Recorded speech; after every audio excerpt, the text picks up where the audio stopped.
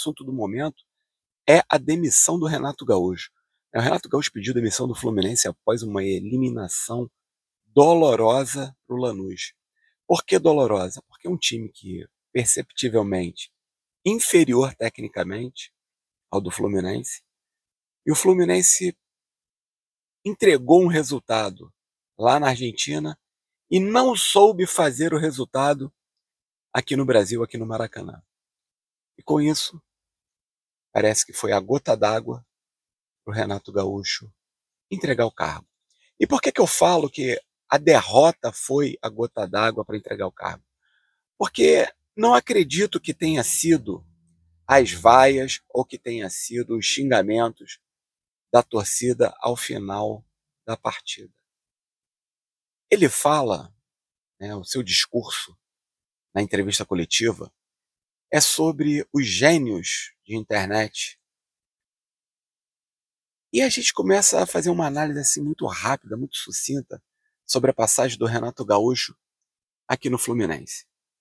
Você vê o Renato Gaúcho fazendo um trabalho maravilhoso no Mundial de Clubes, depois ele sentando em cima desse resultado, que foi o 4º lugar, chegando à semifinal da primeira Copa do Mundo de Clubes, e ele senta em cima desse resultado para justificar algumas questões que vieram logo depois, que foi a sequência de derrotas, dizendo que o Fluminense não estava de tanque cheio porque participou do campeonato, mas tem que lembrar que, apesar disso tudo, o Fluminense foi o 4º lugar. Depois começaram as Copas e o Fluminense veio passando. Passando não com hegemonia, passando com certo, digamos, sufoco, mas passando. E agora, e obviamente, todo mundo reclamava. Reclamava da escalação, reclamava das substituições, reclamava dos relacionados para o banco de reserva e a não utilização de alguns jogadores que foram contratados, que são jovens, que defendem inclusive seleções de seus países. E o Renato Gaúcho, de uma hora para outra, coloca esses jogadores para jogar. Eu não sei se ele coloca para jogar porque existia uma pressão externa para que ele colocasse, ou ele colocou esses jogadores para jogar porque ele queria mostrar que ele tinha razão, que os jogadores não estavam preparados para participar de uma partida. Para azar dele, o Igor Rabelo foi expulso e ele teve que sacar um desses jogadores, no caso o Lescano. Então a gente começa a pensar o porquê disso tudo, o porquê da demissão. O jeito dele falar na sua demissão é um jeito que me causa estranheza, porque para mim fica muito claro que ele tem um discurso de soberba, de soberania.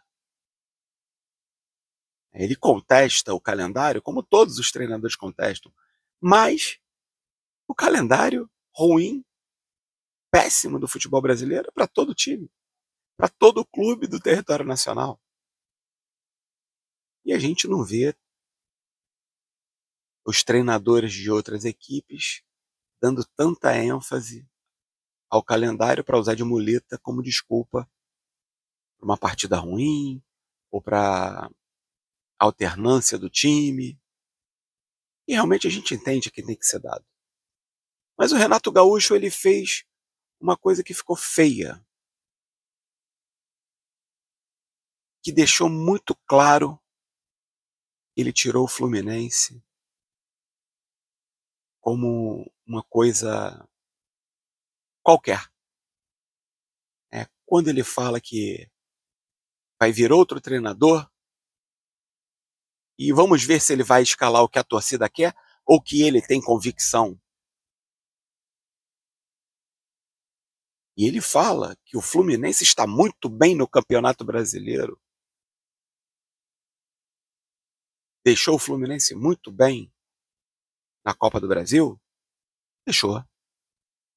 Tivemos um revés contra o Bahia, na Fonte Nova, e conseguimos reverter em casa, num jogo onde o Bahia não jogou. preferiu se defender, se apequenou. E o Fluminense conseguiu o resultado. Agora vamos pegar o Vasco da Gama, mas só em dezembro. Ou seja, teria esse período todo, nós estamos no mês 9, entrando no mês 10, teríamos 2 meses para preparar o time para enfrentar o Vasco da Gama na Copa do Brasil. E o Renato Gaúcho, ao invés de absorver, ter equilíbrio emocional, para poder absorver essas críticas e seguir com o trabalho, já que estava tão maravilhoso, ele preferiu pular do barco. Ele preferiu deixar o Fluminense à deriva para ver o que vai acontecer. Ou seja, mais uma vez demonstra a soberba. Mais uma vez demonstra que ele quer ter a razão. Porque é muito simples. Se der errado, eu tenho a razão. Se der certo, eu já estou longe, já estou fora, não estou me pronunciando, não sou mais foco de nada. Triste, né, Renato? Muito triste.